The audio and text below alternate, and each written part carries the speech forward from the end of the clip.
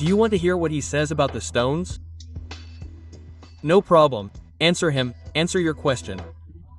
No, the truth is that I bit my tongue to avoid speaking and respecting the rules of this program because it wasn't a debate, but I would love to debate as I would like to debate with Bullery, who also doesn't want to debate.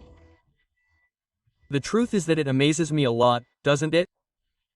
That Argentina has once again as a minister a person who has already failed 3 times in 3 different governments. He failed with Di Rua and he didn't end up in prison for the megacang because the Supreme Court saved him. He failed with Macri and now he failed with Milei because this economic model has already failed. An economic model that says they reduced spending is not reducing spending, they cut social investment. The roads are all destroyed because they stopped public works, they cut pensions for the disabled, they cut retirements, they cut the budgets of universities and hospitals. Garaham is out on the streets all the time, and with all that tremendous adjustment they made to the people, the model doesn't work for them and every 6 months they have to go out and ask for another bailout. Before it was called Mega Shield, now they call it a bailout. They're going to have to answer for this in court. Well, because what's happening in macroeconomic terms is very serious, because they continue to put the country in debt, they continue to grab dollars from wherever they can, the adjustment is on those who have the least taxes. They put income taxes on workers again. Tercenegar, like in the past. They put taxes on retirees again. Retirees had exemptions, they had a VAT refund on basic food products. This government put taxes on retirees again. Wait. So, let them cut off their hands once and for all, stop raising taxes on people, and the only taxes they forgave were those of the grain companies that took $1.5 billion in 48 hours without doing anything, and the agricultural producers didn't see it, because they always put the producers first. They are a group of multinationals that are the ones who take the benefits and privileges granted by this government. Part at a table. But wait, so that makes sense. I give him the option that this was not scheduled as a debate or anything. I started the game, but one thing. But wait, give me more time because I didn't interrupt his time. No, but stop because that part was not a debate. Hey, Saintsenegar, Sturnegar like in poker, do you pass or play? Answer or not. Torres is silent. Okay, then I thank him. Thank you. We're going. Done. As he mentioned, the stones in front of you were the option. Okay, they are not stones in the changing world. Today, I saw an article in the Clarin newspaper. I'm going to quote today's Clarin newspaper. Wait, I can invite you on a tour, then I want to listen to you and so on. Can you allow me? What would a tour be? Yes, let's go. Take it. Easy.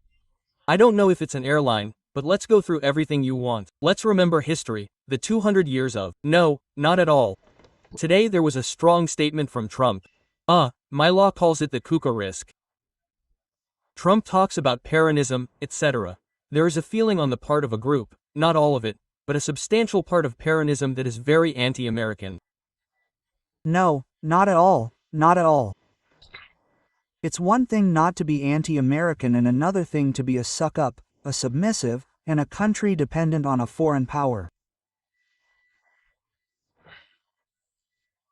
We are linked in our governments with the United States, with the European Union, with the Soviet Union, with China, with all the countries of the world, but as equals, respecting our interests and our sovereignty, and respecting what is best for the country, not like this loan from Trump, which is what is best for my law for these elections. Note that it is an electoral loan. On top of that, they communicated badly, they made a mess of the markets today. But the most serious thing is not, let me finish a sentence. The most serious thing is not that the markets got scared because they said, oh, they're not going to come, the bailout is not going to come. The bailout will probably come. The problem is that the bailout is for my law. The people are not going to get the bailout. The retirees are not going to get the bailout. I want to start with a question. The businessmen are not going to get the bailout. I want to start a conversation. Go ahead. The end of Alberto Fernandez was catastrophic. Mass ending. Do you remember this? Absolutely. Horrible. Massa was asking for Chinese swaps because he arrived with a liter of gasoline missing. It was catastrophic. Something happened there, very, let me say, very strongly during that fourth Quisnerist government that gave Milei a very strong opportunity. So, what I want to ask you is there any strong self-criticism for the management of the economy and the numbers that were left in that fourth government? And what would have been different? I can guess everything you're going to say about my law. There are some things that may or may not be in agreement with. I want to hear the latest. If you feel like telling it, this is an audience that doesn't usually listen to you. I say, take advantage of people who may have animosity towards Kernerism, you know. Right? But we have already done our self-criticism, we even criticized it during the government. And what we are dealing with now is an election that will come up in 10 days, where the direction of the country will be evaluated and voted on under this government, which will not change. My law will continue to govern until 2027. What we are now electing are senators and deputies.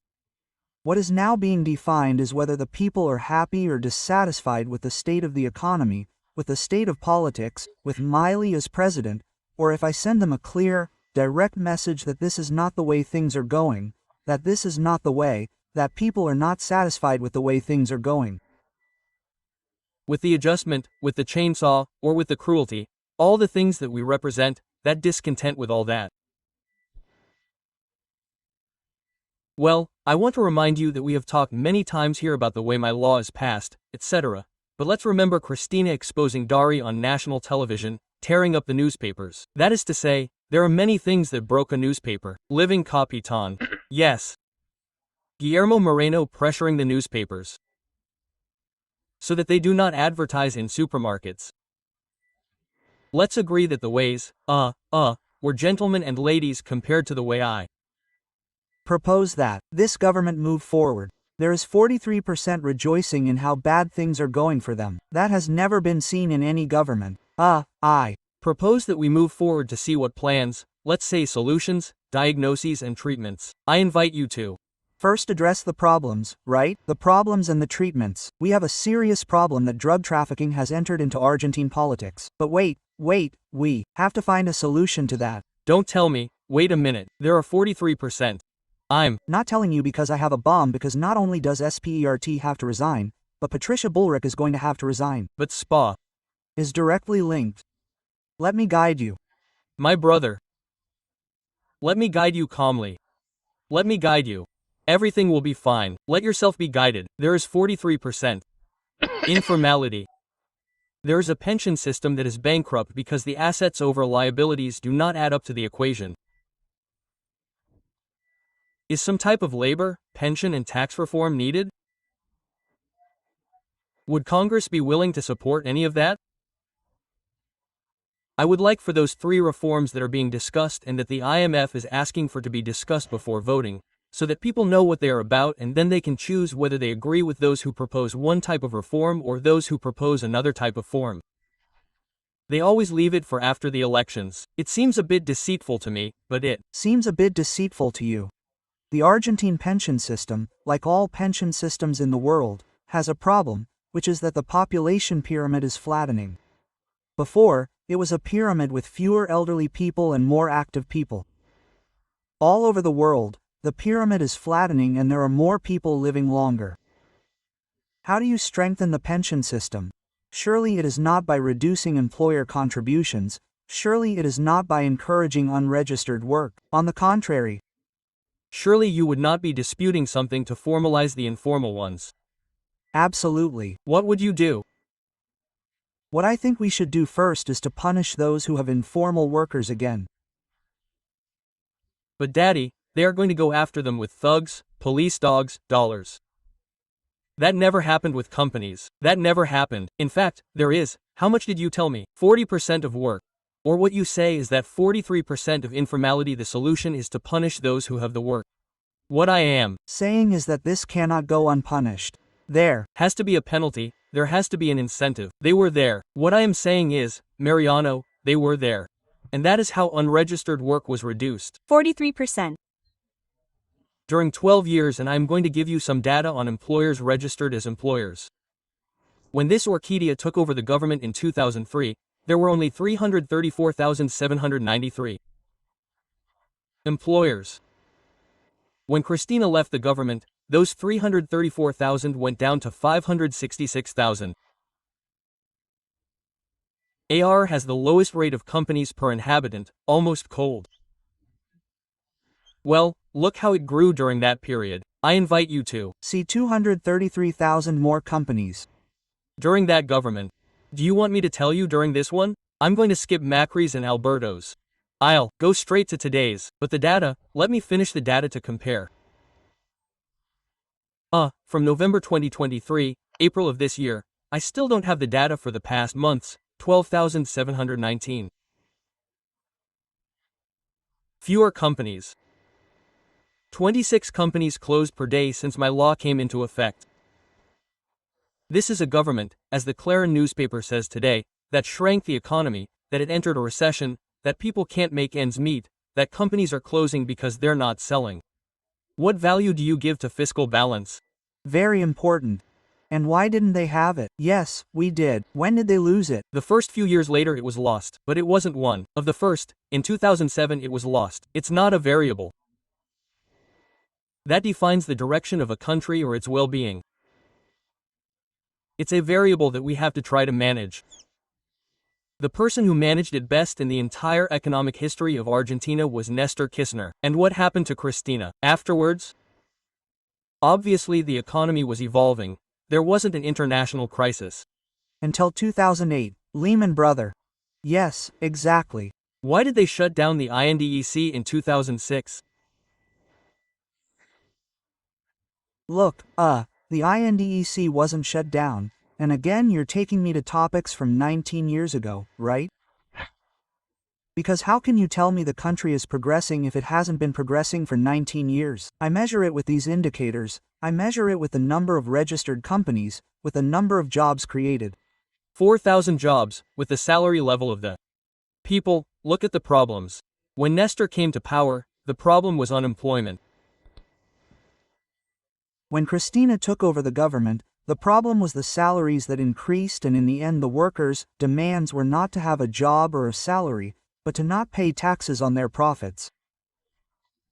I want to have those problems again, so that there are many workers with high salaries who force us to raise them. During Alberto Cristina's administration, she said something new. She said that she was looking at it. It was Guzman, the Minister of Economy, poor formal workers. It was the fourth government to explicitly say there is something structural there, Marsando. I believe that when a government has formal workers with salaries below the poverty line, it loses the elections. It's wrong. That doesn't work in Argentina. Due to a number of circumstances, mainly because Alberto took over a country with a submission to the International Monetary Fund that we had lost and that Macri brought back to Argentina. And secondly, because there was a huge global pandemic that affected the entire economy. Pandemic and Macri. Fundamentally, but it's not the only factor. And obviously there are many reasons attributable to our government. Okay. I want to share the conversation with some of the guys, if they're there. But let me tell you something. You can say whatever you want. I'll tell you. Let me clarify something. The Alberto Fernandez government sent to Congress a renegotiation with the International Monetary Fund that the hardest-line Kirchnerist bloc rejected, to the point that Máximo Kirchner resigned as head of that bloc. With which I say, to only blame the Macri government seems a little unfair to me given the history of what happened. But, that's precisely what I'm telling you. It was part of the criticism that we made of our own government, to the point that I also voted against that agreement with the International Monetary Fund because I understood that it conditioned us and was going to prevent Argentina from growing and developing. What would they do now with it if they assumed the presidency with this fund? They would argue with the International Monetary Fund based on three premises. First, the loan they gave Macri first for the elections, and now my law for the elections, is unpayable. It is unpayable for Argentina. In other words, second, they would disregard the agreement. Second, it is unpayable. No, then the solution must be found.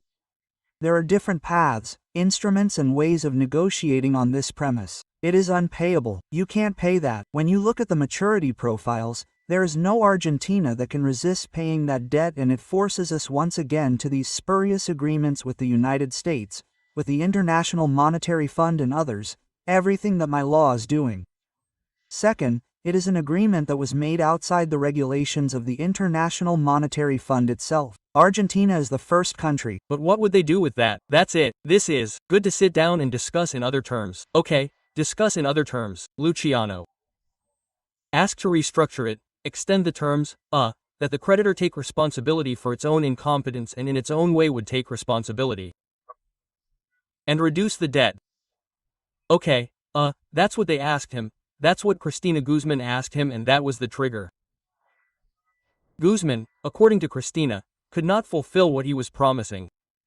While the International Monetary Fund was in Argentina, no matter which government it was, it didn't do badly for the Argentines. Before it hit rock bottom, it didn't do badly for the Argentines. I think Perón was the one who requested the most loans from the fund. The first Perón says, but Perón asked, No, Perón left the International Monetary Fund. But Peronism also asked, no, they are not as anti-fund as they say. Luciana, you are not wrong. Mariano, but Peronism has been anti-fund, but it has not been anti-INA, anti-Russia and anti-Venezuela. Between 2007 and 2005, the Peronist government asked China for a loan of $20 billion at rates much higher than the debt that Argentina paid for growth. Well, it is debatable, Mariano, I want to add something. Debatable because in 2011 formal private employment in Argentina is stagnant, so there are problems of generating genuine economic activity that have been historically dragged on, in which responsibility for a while began to decrease since the MAC government, but stagnated in 2011. Stagnating and sustaining and maintaining a high level of employment, 41%, it is not very high. They maintained a high level of employment. To say that stagnated, a high level of employment stagnated 31%. When Macri came to power, I could show you this in employer data, but I can show you this in worker data. What I'm saying, Mariano, is that the polarization of the discussion in Argentina has been going on for 40 years, and Kirchnerism had enormous opportunities to change that story during the time it was governing. So, there must be some kind of greater difficulty that has nothing to do with Macri or Milei to change course. Of course there are a lot of difficulties, but during 12.5 years, of course the Argentine reality changed. Ask retirees, ask workers, ask small business owners, ask scientists, researchers, university professors, primary school teachers.